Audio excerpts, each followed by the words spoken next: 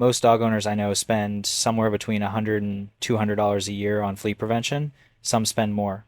And most of them do it because they're scared and because nobody ever told them they had an option. I was one of those vets. For the first decade of my practice, I handed out the same products every spring, wrote the same recommendations, smiled, and sent people home. Then I started paying attention to what was coming back through my door. Dogs with seizures, dogs with skin lesions that didn't look like anything I'd learned in school, dogs that had been healthy their whole lives until the summer their owner started using a certain class of flea treatment. And I'm not talking about the old flea dips from the 80s. I'm talking about products that are still on the shelf at your grocery store right now this week in a bright colored box with a picture of a happy golden retriever on the front. There's a $5 bottle at your grocery store or your hardware store or your feed store if you live where I grew up that does the same job, does it without neurotoxins, does it without a monthly subscription. And the companies selling you those $40 monthly treatments have known about it for years. I want to talk to you today about what's actually in the most popular flea products, what the data says about the risks, why the alternative works and how to use it correctly, and why your vet probably never mentioned it. Not because your vet is a bad person. Most of the vets I know went into this work for the same reason I did, but there's a reason the free lunch at the clinic every month comes from a pharmaceutical rep, and it's not because they like you. Let me start with what I watched happen in my own practice. I had a beagle come in sometime around 2015, 7 years old, healthy weight, no history of illness. The owner, a retired school teacher from outside Columbus, had switched that spring to one of the isoxazoline class treatments. That's the category that includes Bravecto, NexGard, and Simparica. These are oral flea and tick medications that work by attacking the nervous system of insects. The theory is that the dosage is calibrated to harm insects but not mammals. The FDA cleared them. The manufacturers funded the majority of the studies. That beagle was having focal seizures within 6 weeks of starting the medication. The owner thought it was a brain tumor. She'd already gotten an estimate for an MRI that was going to run close to $2,500. I asked her one question. I said, "What did you change in the spring?" She went quiet. Then she said, "We switched her flea medication." I told her to stop the medication immediately. And I want to be clear, I told her to call her regular vet before stopping any prescribed medication, and so should you. But I told her what I suspected. That dog never had another seizure after discontinuing the treatment. Now, the FDA in 2018 issued a requirement for isoxazoline products to carry a warning label about the potential for neurological side effects, including muscle tremors, ataxia, and seizures. That's a real FDA action, publicly available on their website. The warning is there. Most people never read it. Most vets mention it the way they mention a side effect buried on page 3 of a pamphlet, and the products are still sold, still recommended, still handed out at every spring wellness visit across the country. I am not telling you every dog that takes NexGard will have a seizure. Most won't. What I am telling you is that you were never given the full information, and you deserve it. And if you've ever watched your dog act strange after starting a new flea treatment and just assumed it was a coincidence, I want you to sit with that for a moment, because you might already know what I'm about to tell you. The $5 bottle I mentioned is raw apple cider vinegar, unfiltered, with the mother, the kind that's been in farm kitchens for 200 years. And before you click away, I need you to stay with me, because the mechanism here is real and the application matters. Done wrong, it doesn't work. Done, right? I've seen it keep a dog flea-free through a Georgia summer, which if you've ever been to Georgia in August, is no small thing. Fleas are attracted to hosts by body heat, carbon dioxide, and skin chemistry. They are repelled by acidic environments. The pH of a dog's skin, normally around 6.5 to 7, is hospitable to flea colonization. Apple cider vinegar, when applied topically and diluted correctly, shifts that surface pH just enough to make your dog's coat an inhospitable landing zone. It doesn't kill fleas already embedded in your carpet or yard. It doesn't replace environmental treatment when you have an active infestation. But as a preventive, as something you apply before the fleas find your dog in the first place, it competes with what you're paying $40 a month for. The dilution ratio matters, and people get this wrong constantly. Too concentrated and you can irritate the skin, especially around the face and any existing hot spots. You want 1 part apple cider vinegar to 1 part water in a spray bottle applied to the coat and worked in with your hand.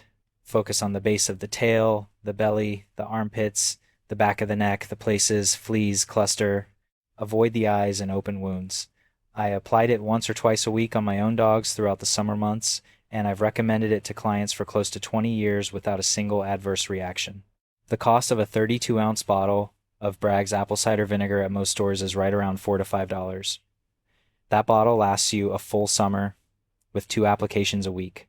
You do the math against what you're currently spending. Now, here's the part the industry particularly doesn't want printed on anything. A study out of the University of Florida's entomology department, and there's been related research published in various veterinary parasitology journals over the years, has looked at the role of coat condition and skin microbiome in flea vulnerability. Dogs with healthier skin, lower inflammation, and better gut health are demonstrably less attractive to fleas. This isn't a controversial finding. The controversy is what it implies. It implies that if you're feeding your dog a diet that supports a healthy skin barrier and a robust immune system, your dog is naturally harder to infest. It implies that the monthly chemical treatment isn't the only variable, and that particular implication is worth billions of dollars to the companies that sell the monthly chemical treatment.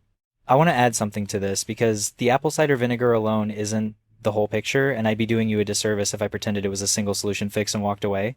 Cedar oil, food grade diatomaceous earth, a clean protein based diet with a quality fat source. These 3 things, combined with the vinegar spray, give you a layered flea prevention system that costs somewhere around $20 to $30 for the season and leaves no neurotoxic residue in your dog's bloodstream. Cedar oil, and I mean diluted cedar oil specifically formulated for pets, not the stuff you put in a cedar chest, works on the same principle as the vinegar, but at the level of the flea's respiratory system. Fleas breathe through their exoskeleton. Cedar oil interferes with that process. It is a contact irritant and mild suffocant for fleas, and it's been used in livestock management and working dog programs for decades. You can find it at most feed stores or order it online for under $15. Apply it in the same way as the vinegar spray, diluted per the label, and I mean follow that dilution, especially with cats. Cats metabolize certain compounds differently than dogs, and you should check with your vet before using any essential oil product on a cat. Dogs are more forgiving but dilute anyway. Diatomaceous earth, the food grade kind, not the pool filter kind, is a fine powder made from fossilized algae. Under a microscope, it looks like broken glass. To a flea, it damages the flea's exoskeleton and causes dehydration and death. You can dust it lightly into carpet, along baseboards, and into your dog's bedding. You can apply a small amount to the coat and work it in. It is mechanically effective, not chemically, which means fleas cannot develop resistance to it the way they have to pyrethroids and other chemical treatments. A 2-pound bag runs about $8 and treats your entire house and dog for months. The dietary piece matters more than most people want to hear because it means more work. Fleas are opportunistic. They choose hosts that are metabolically vulnerable. Dogs under nutritional stress emit higher levels of certain volatile compounds through their skin that are attractive to parasites. This is well established in the general parasitology literature.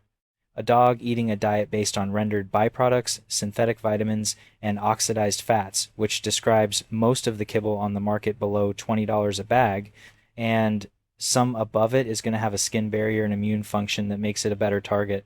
I'm not telling you to cook every meal from scratch, though if you're willing to do it safely and consistently, your dog will live longer.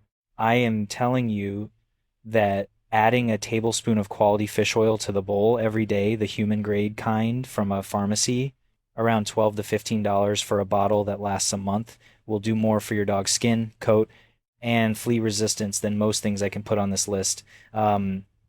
The omega-3 fatty acids support the skin barrier, reduce inflammation, and improve the sebaceous function that keeps the coat healthy. Healthy coat, less appealing host. I want to be honest with you about one thing, and I think you already sense it coming. The natural protocol I've described works best as prevention.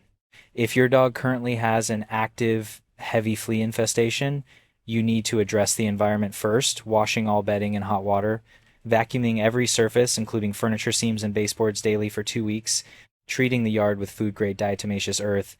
The vinegar and cedar oil are not going to clear 100 fleas off a dog that's already a host colony. For that situation, a single short-course chemical treatment to knock down the infestation, followed by a transition to the natural maintenance protocol, is a reasonable path. I'm not ideologically opposed to chemical intervention in acute situations.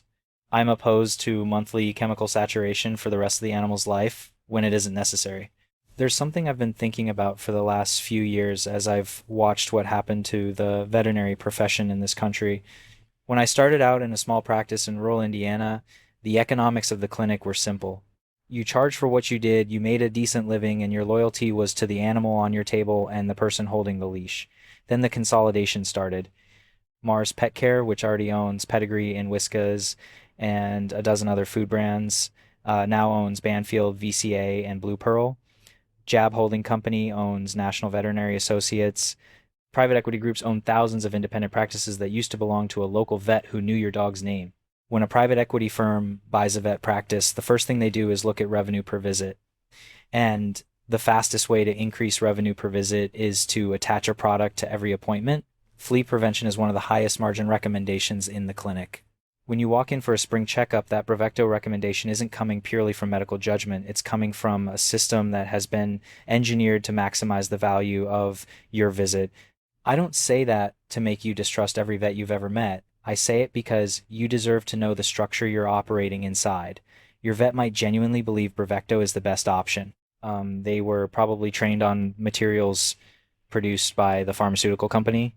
They probably never sat down and compared it to a cedar oil and apple cider vinegar protocol because nobody taught them to and nobody funded that study. 38 years I practiced. I learned more from farmers and Amish neighbors about keeping working dogs healthy than I learned in most continuing education courses. The families I knew who kept herding dogs for generations, never on a monthly chemical treatment, never on premium kibble. Those dogs worked until they were 14 and 15 years old with coats you'd put your face into, and they were not riddled with allergies and tumors the way I saw in the clinic. Dogs eating bagged food and getting quarterly flea treatments. That's not coincidence. That's the outcome of a different philosophy of animal care, one that starts with what you put on and in your dog every single day. The $5 bottle is real, the protocol works, and you now know enough to make the decision yourself, which is the one thing the pet pharma industry has always been afraid of. If your dog or your cat means even half of what mine meant to me over those decades, you owe it to them to know what you're actually putting on their body every month. Subscribe and stay with me. I put out a new video every day. I've got 38 years of things the industry hoped would retire with me, and I'm nowhere close to